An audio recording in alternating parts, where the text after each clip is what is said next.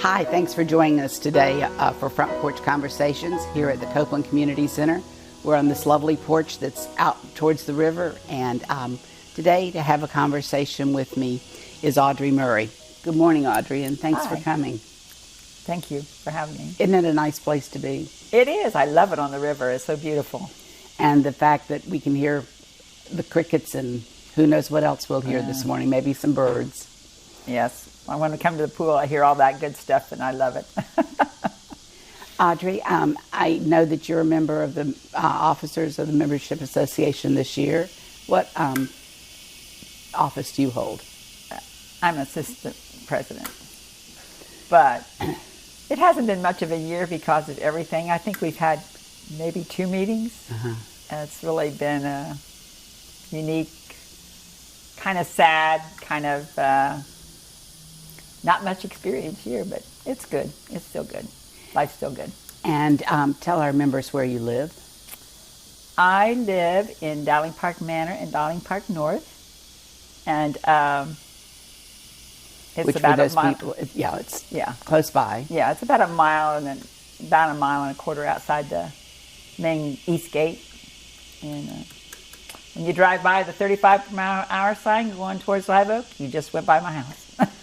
Well, and I noticed that when I drive by, your yard is beautiful and it's well landscaped and ornamented. Well, thank you. I appreciate that. Do you enjoy doing that? I do. My dad was pretty stickler for taking care of stuff. He knocked all the cobwebs out of the barn and all that kind of stuff. So, yeah, thank you. Appreciate it. Audrey, where were you born and where did you grow up? I was born in Winchester, Indiana, on the east side of the state. Grew up there most of my life. I never hardly been out of the state of Indiana until I was about a junior, and maybe went to Greenville, Ohio, which is 18 miles away once in a while. And then my grandfather had me drive him to Hot Springs, Arkansas when I was a junior. So that was your first big adventure? That was my first big adventure. At least in traveling. Yeah. And then I got to fly home. So I was born and raised there. I was on a farm all my life, very rural area. And what kind of farming? Dairy farm, chickens, pigs, the whole 9 yards, So I was born in Winchester. I went to southern Indiana. My dad was in hurt real bad, and we moved to southern Indiana for a while and lived down there by the proving grounds and stuff. And then came back he had another bad wreck. And we moved back to central Indiana. And he recovered. My mom went to the factory to work, and he recovered, and then we went back to farming again. And all of that before the second grade. So. Oh my goodness. Yeah. Do you have siblings? I have a brother that's the next, and then 2 younger sisters. I'm the oldest. I went to several schools, high schools, and schools. I went to one high school, actually, but we moved around a lot. Yeah. What would you say are your most pleasant memories from childhood? I like being a country girl. Going back to the pond fishing or bouncing on an old tree that was like a teeter-totter type thing. You just spring jump, kids catching frogs and things like that.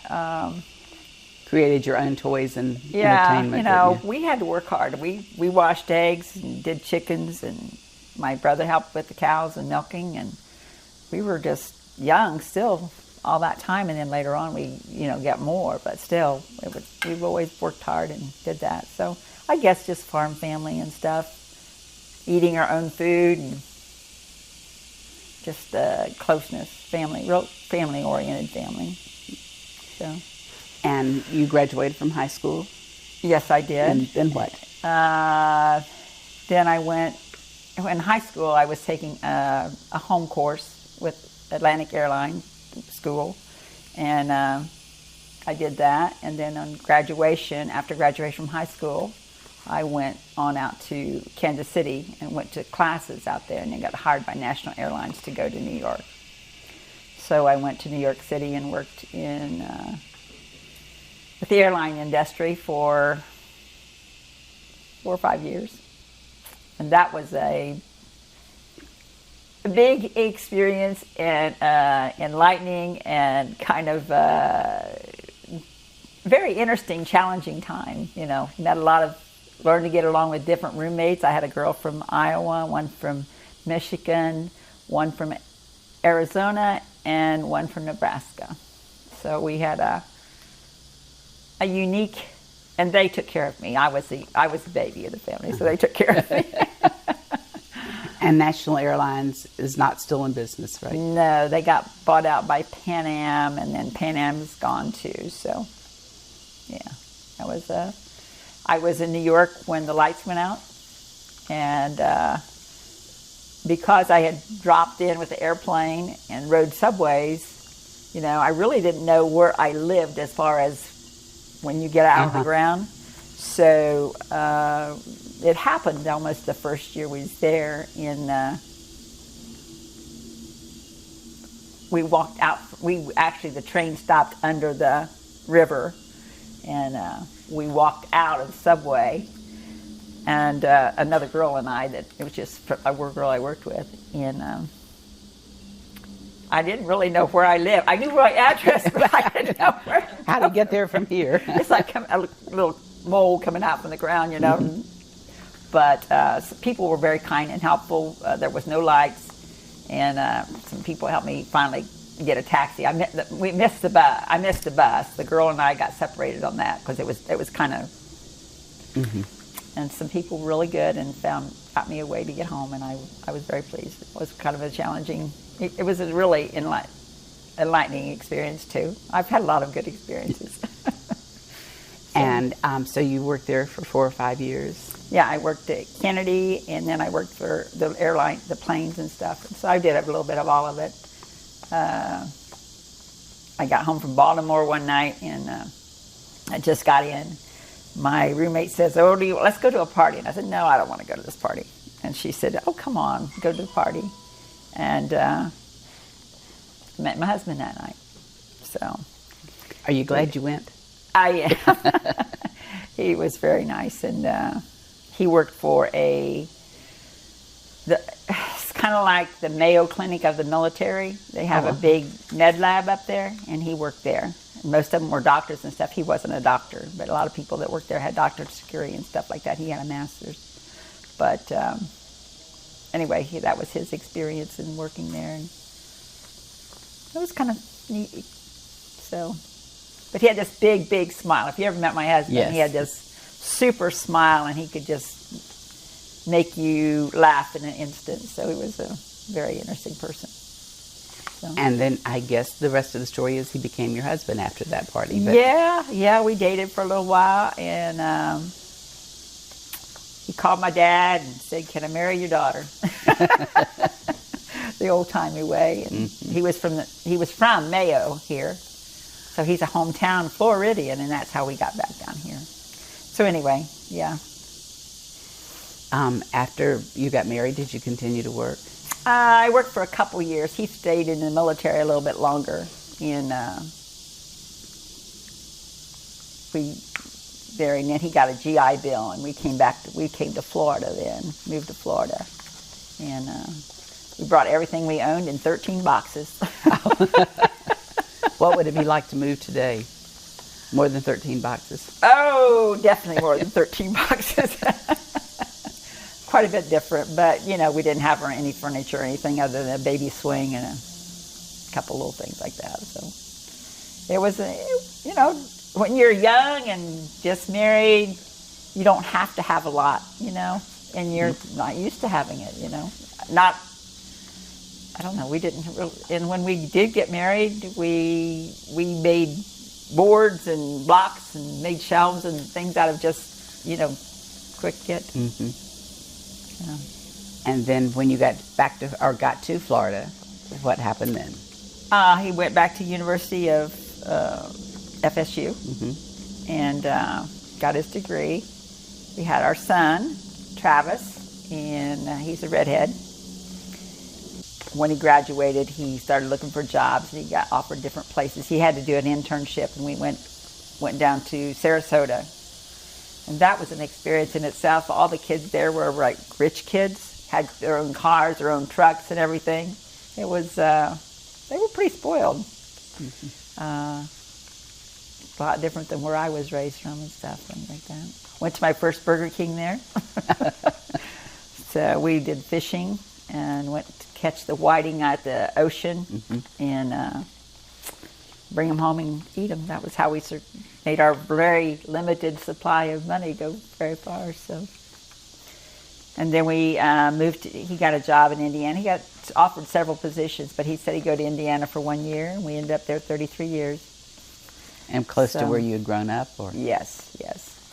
So we moved to Indiana. We lived in a little trailer for a short time, and then we bought a little house and redid it, and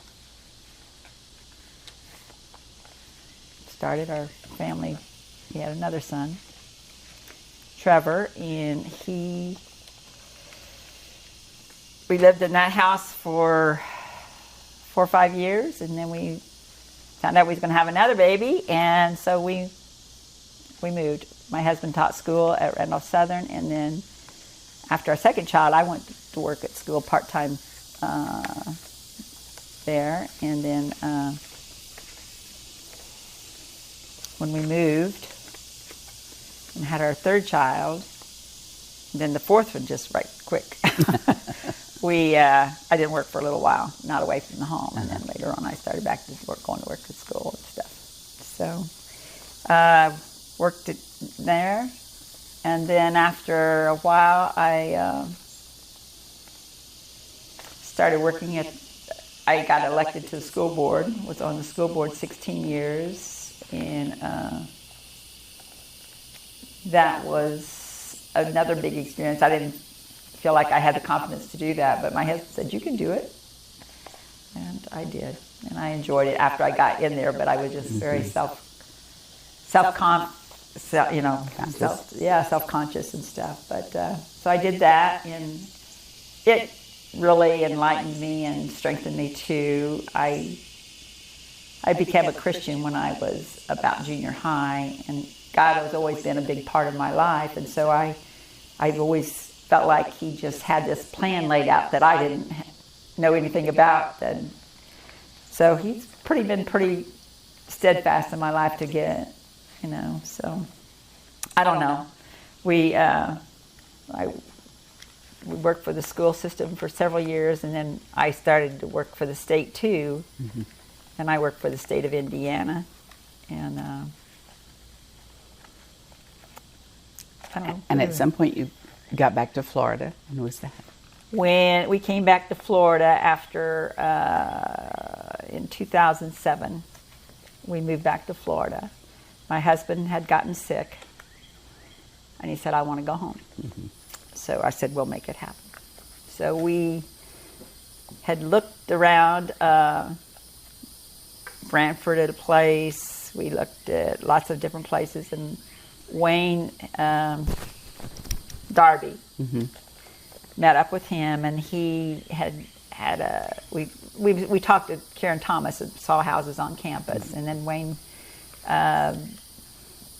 helped us get a little house outside of campus where the Joneses lived for a while there, mm-hmm.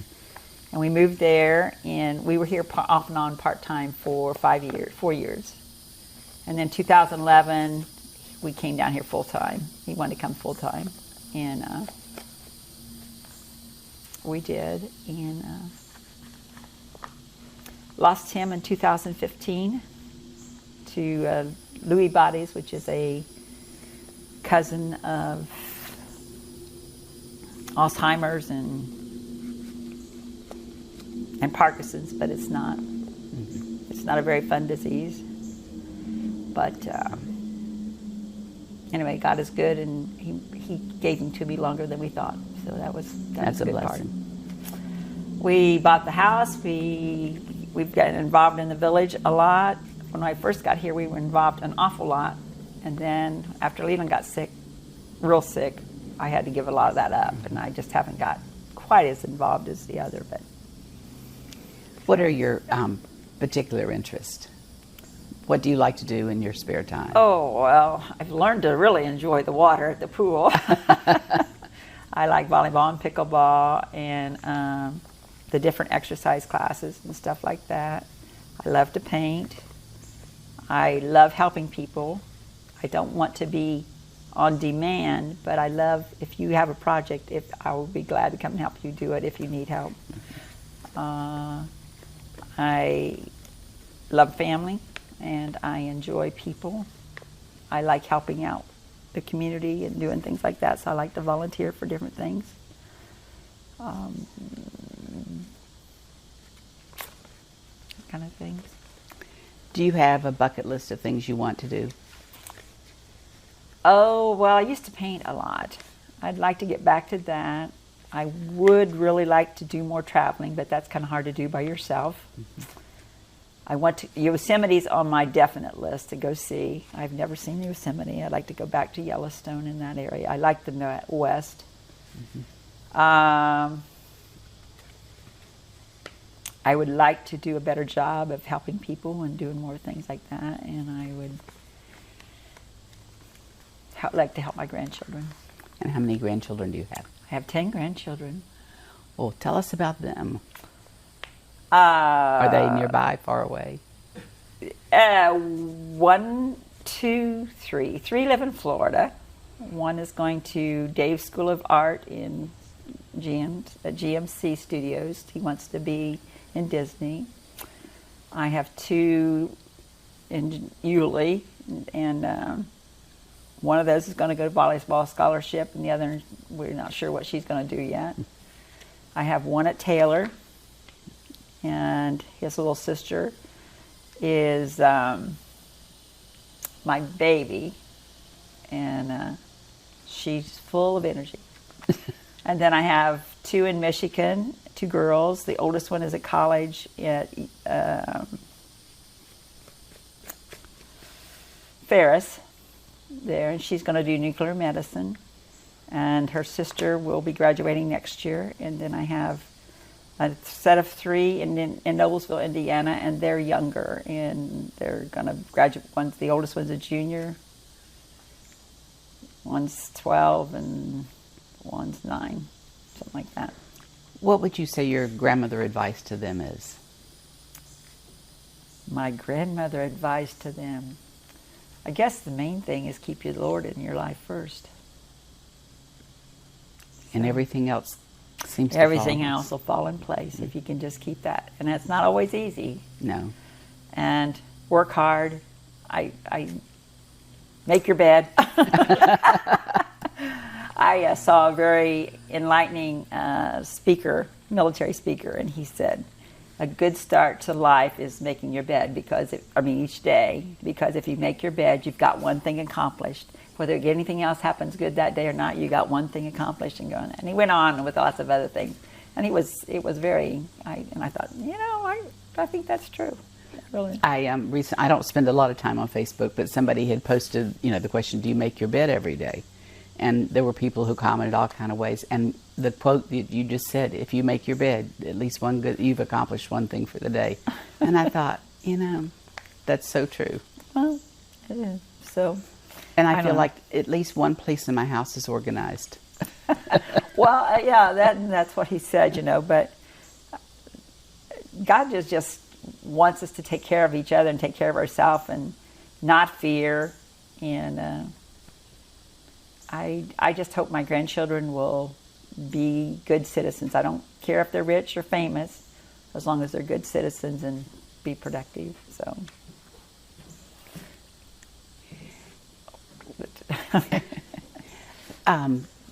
Tell us a little bit about your painting. I didn't realize you painted.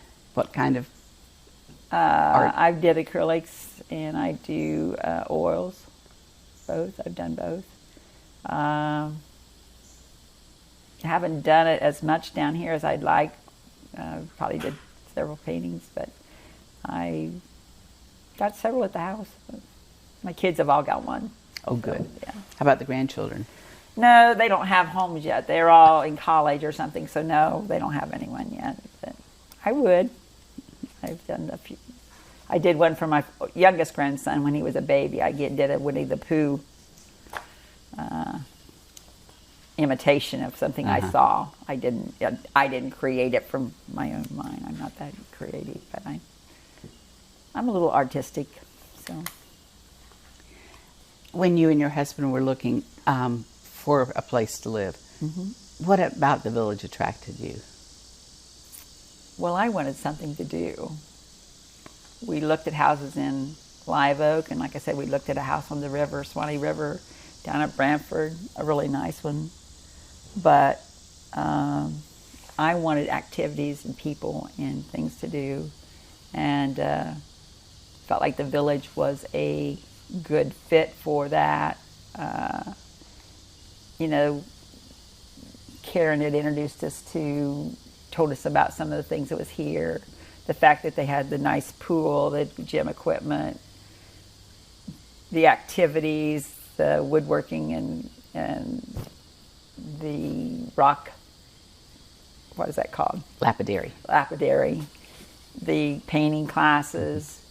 I knew that they had some, offered games and clubs and different things. And all those were things that maybe I couldn't do, but I could have the opportunity to do. I love the fact that we did have, before all this coronavirus thing, the volunteers and stuff, because I think volunteering does a lot for the volunteer as much as helps the community. And I just see it as a very positive thing and stuff. So I like that.